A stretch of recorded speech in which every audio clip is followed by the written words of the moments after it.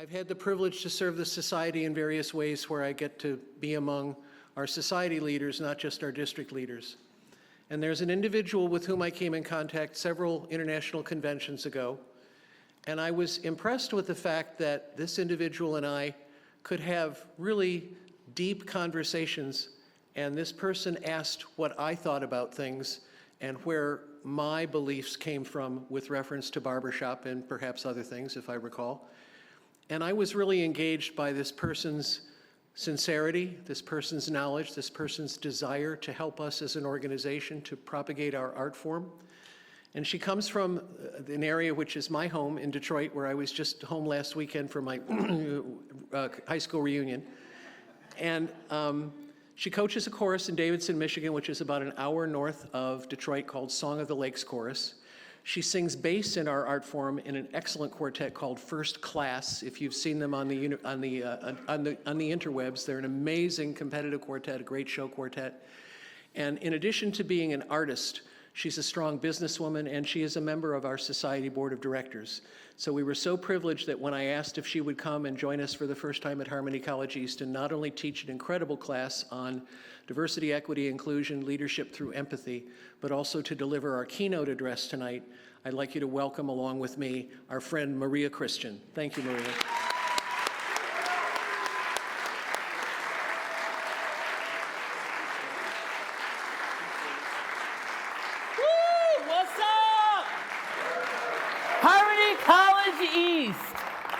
Yes, I will not be quiet. I'm sorry. That doesn't fit my aesthetic. Wow, so all you first-timers, right? Me too. Me too. So, but it will not be our last time, right? Right. Okay, there we go. I got to tell you, I was in shock when I got the call from Bill, and I call it the call. And it was like, so Maria, we'd like you to come in and do this. And the first thought was, okay, how many people said no? Really, before you came to me, right? I was really, really very much surprised and in shock. So before I gave an absolute answer, I had to check with my quartet because we're long distance and we do a lot of rehearsals, and the rehearsals that we have are spread out. So this was scheduled for one of our rehearsal weekends, and when I told them about it, they're like, no, you got to do this. It's an opportunity. You should really go for it. So I was like, okay. But then I was like, dang it, now I got to do it. I was really hoping, like, no, Maria, we can't. You got to be here. But nope, that didn't happen. So anyway, I gave this a lot of thought because now the panic begins to set in. The fact that I'm going to be here in front of you people today, all you great, wonderful barbershoppers, and you're looking to hear something profound from me. And I'm trying to figure out how to make that happen. So I was in this real panic about everything. And that whole imposter syndrome sets in, right? Anybody heard of the imposter syndrome? Right?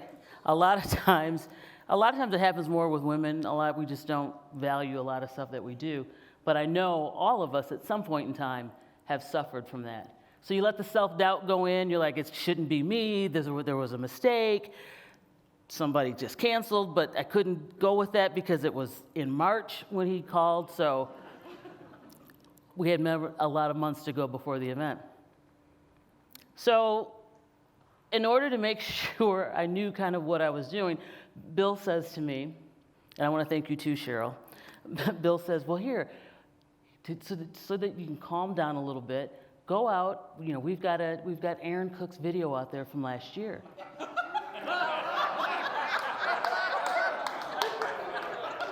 Go watch that. Yeah, right? So I watched that and I'm like, are you kidding me? Like, Aaron should be on the next Avenger movie because she is indeed a superhero to come back from what she's come back from. So now if the doubt wasn't enough then, now the doubt is even more, right? He's like, oh, but hey, Mo Field did it a year before. Go check out Mo's video. Thank you. So if you don't know Mo, you'll know her before this weekend is out. And Mo essentially is the Yoda of all things of this planet. Meaning that if you want wisdom and guidance and insight, if you want to feel to the depths of your toes and your soul, you'll have a conversation with Mo Field. and you will walk away from that changed. I promise you that. So then we had Aaron, we had Mo, and the doubt is even bigger. So then he says, well, we had Rick Taylor. I was feeling a little bit better after that.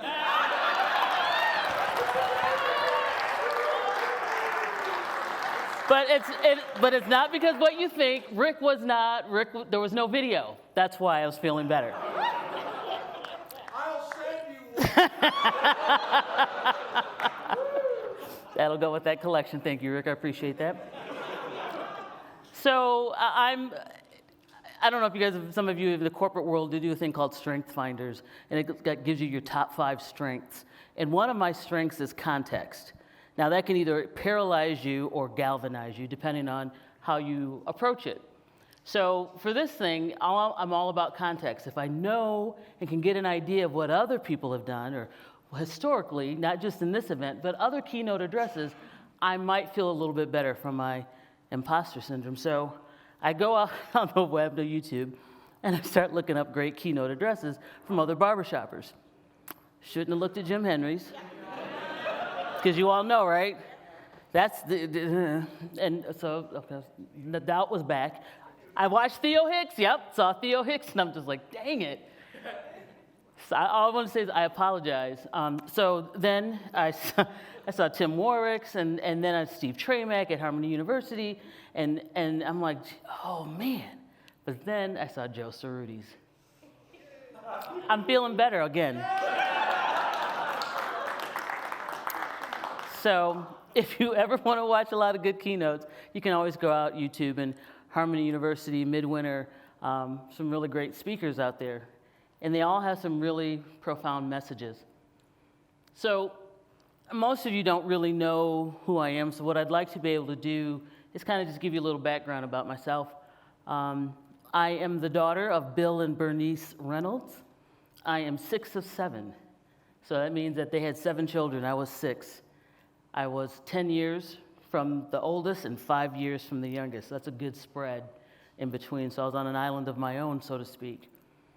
I come from a family who is musical in a lot of things. My grandmother was a music teacher. She taught voice, piano, and organ in the city of Detroit. She was well respected and renowned. She taught a lot of the jazz greats that came out of Detroit. Tommy Flanagan is one of them. So if you want to look up Tommy Flanagan, there's a few others that she did. Her recitals were amazing. You know, hundreds of students that put on these recitals for her. And there's no pressure, you know. My grandmother's she had the first accredited music school in the city of Detroit. Just an amazing woman. My mother played piano, but she couldn't really sing. So that's okay. And my dad, now there was an amazing man. Sang bass, did barbershop, but not in the Barbershop Harmony Society, because back then he wouldn't have been allowed to be able to be in that. So he sang barbershop at Michigan State Normal, which is Eastern Michigan University, and sang there.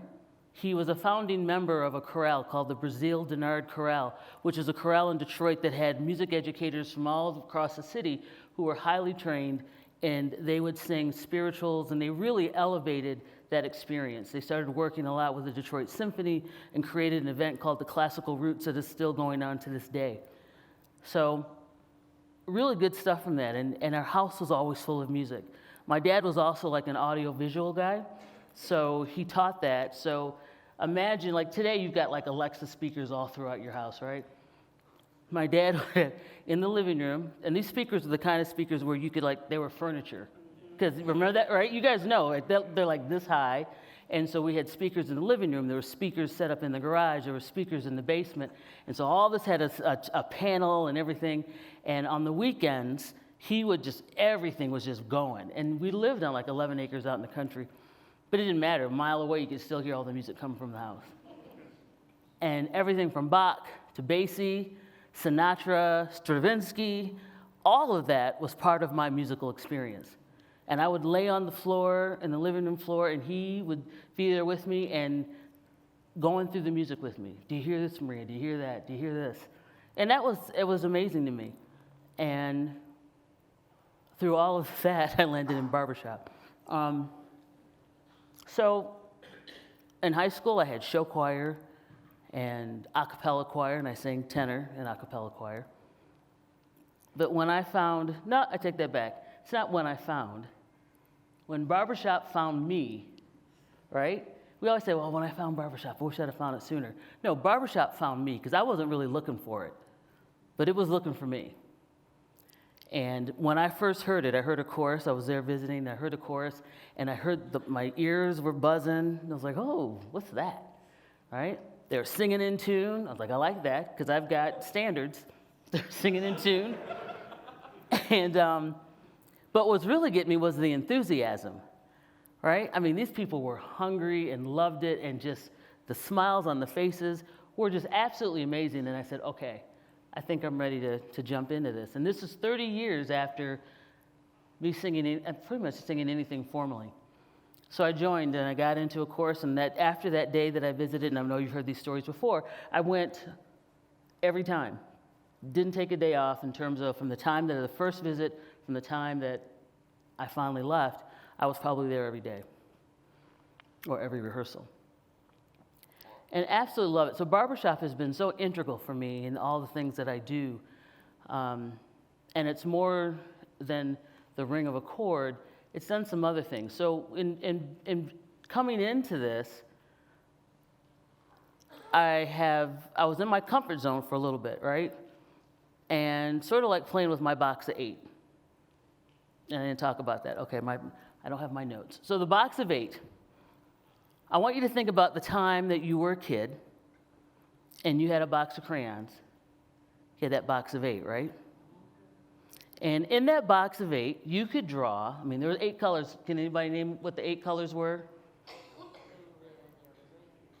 You got to shout. No, there's no mumbling in barbershop. You got to shout it out. Own it. White was not one of them, I don't believe. Brown, orange, purple. All right. No, that is not. Do not jump ahead right now. Stay with me here. So I want you to think about your skill set, the things that you are comfortable about as your box of 8. And what you can do with that is when you had that box of 8 as a kid, you would take the brown and you would draw the trunk of a tree, right? You take the green and you draw the leaves of the tree. And, so on. The yellow you would form for the sun, and, you might use the orange and the purple for a butterfly. But that was your box of 8. And when you finished that picture, it was a really, really good picture, right? And you were satisfied with it. Your parents were satisfied with it. They put it up on refrigerators. It was, framed artwork for the grandparents. It was everything. And you were the creators of that, and it was with your box of 8. So barbershop was sort of like that for me. I was very comfortable in what I was doing in terms of singing in the chorus. I was doing costumes sometimes. I did communications and marketing. And those are all fine, right? Those are really good support things. But then people were asking me to do something more. We want you to do something more. And I'm like, I'm good right where I am.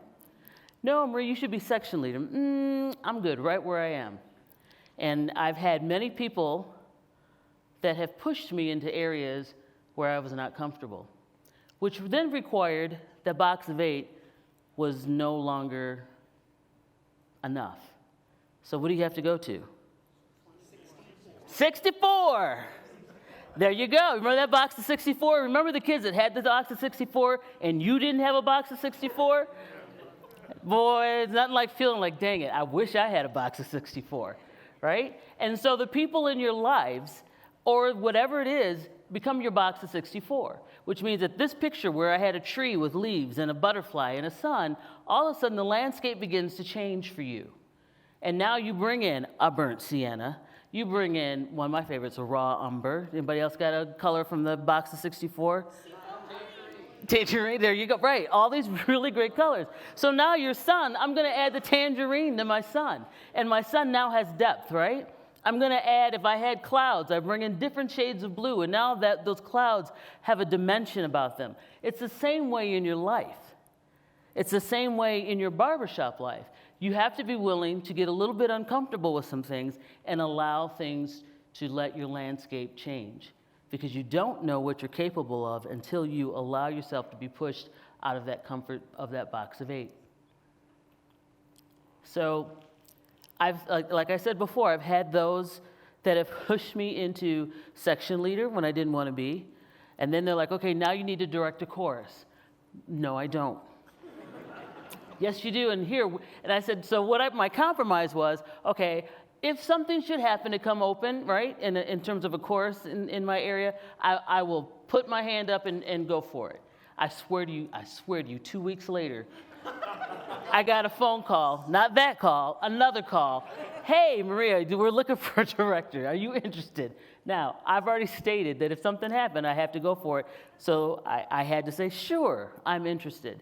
And it was a co-director position. So I figured, okay, no pressure, right? Correct director's going to stay. I'm just going to come in and do my thing. I swear to you, not a year later, the director was like, see you, right? And I'm like, no, you can't go. So now you have another decision to make. Do you stay, do you go? You signed up for one thing, and now it's a little bit different. So I expanded and stayed. And it has served me well because it has taught me so much. Patience is one of those. I used to be a basketball coach for high school, junior high, and junior college. If they would see me now, they would not recognize who I am.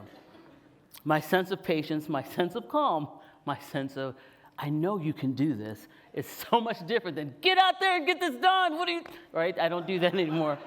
The inside of me is the old basketball coach. The outside of me is a little bit different. And again, that box of 64, what did it come with?